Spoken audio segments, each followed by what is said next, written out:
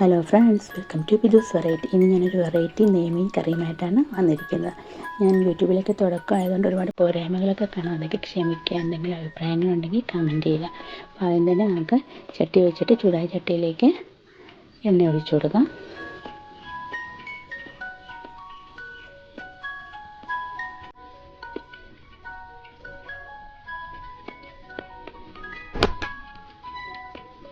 എല്ലാവരും വെറൈറ്റി രീതിയിലൊക്കെ ഫിഷ് കറിയൊക്കെ വെച്ച് നോക്കുന്നുണ്ടാവും. ഇതിലേക്ക് 2-3 ഉലുവ ഇട്ട് കൊടുക്കുന്നുണ്ട്. ഉലുവ ഇട്ടാൻ വഴറ്റുന്ന പൊട്ടുകയാണ്. അതിലേക്ക് ഞാൻ പകുതി സവാള ചേർത്ത് കൊടുക്കുന്നുണ്ട്. എല്ലാവർക്കും മീൻകറിയൊക്കെ നന്നായിട്ട് വെക്കാൻ അറിയുമോ? ഇനി കോട്ടയം സ്റ്റൈൽ മീൻകറിയാണ് നല്ലതെന്ന് പറയുന്നത്. ഞാനും അങ്ങനെയൊക്കെ വെച്ച് നോക്കാറുണ്ട് ഇടയ്ക്ക്. ഇതിലേക്ക് ഞാൻ 1 ഇഞ്ച് വലുപ്പത്തിലുള്ള ഇഞ്ചിയും 3 വെളുത്തുള്ളിയും അരിഞ്ഞത് ഇട്ട് കൊടുക്കുന്നുണ്ട്. നന്നായി വഴറ്റുക.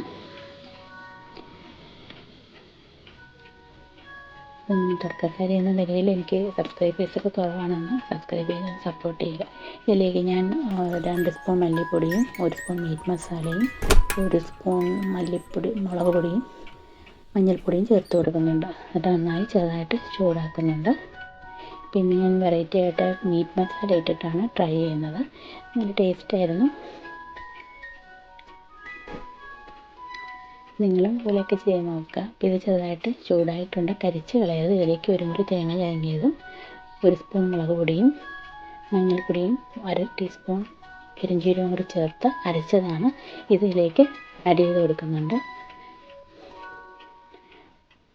ആവശ്യത്തിന് ഉപ്പ് ചേർത്ത് കൊടുക്കാം.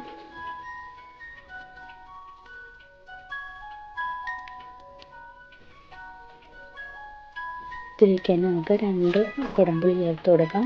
നിങ്ങളുടെ ഇഷ്ടത്തിനനുസരിച്ച് പുളിയുടെയും മുളകിൻ്റെയും ഉപ്പിൻ്റെയൊക്കെ വ്യത്യാസം വരുത്താമല്ലോ. ഇതിലേക്ക് തന്നെ ഞാൻ വേപ്പില ഇട്ട് കൊടുക്കുന്നുണ്ട്.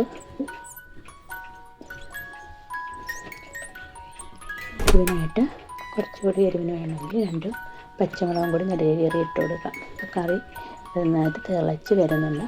ഈ തിളച്ചതിലേക്ക് ഞാൻ മീഡിയം സൈസിലുള്ള നെയ്മീനായിരുന്നു, അത് കഷ്ണങ്ങൾ ഇട്ട് കൊടുത്തിട്ടുണ്ട്. മീനൊക്കെ ഇതിനകത്തേക്ക് താത്തി കൊടുക്കുക.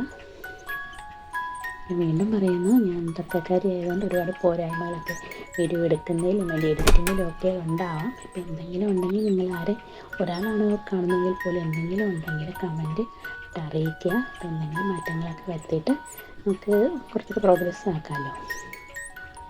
ശരിയിൽ വരുമ്പോഴല്ലേ നമ്മളിങ്ങനെ റെഡിയായിട്ട് വരുന്നത്. ഞാൻ ഇടയ്ക്കിടയ്ക്ക് ഇങ്ങനെ വെറൈറ്റി ഫിഷ് കറിയൊക്കെ ട്രൈ ചെയ്ത് നോക്കാറുണ്ട്. നിങ്ങളൊക്കെ അങ്ങനെ നോക്കാറുണ്ടോ? അപ്പം എൻ്റെ മീൻകറിയൊക്കെ നന്നായിട്ട് തിളച്ച് വരുന്നുണ്ട്.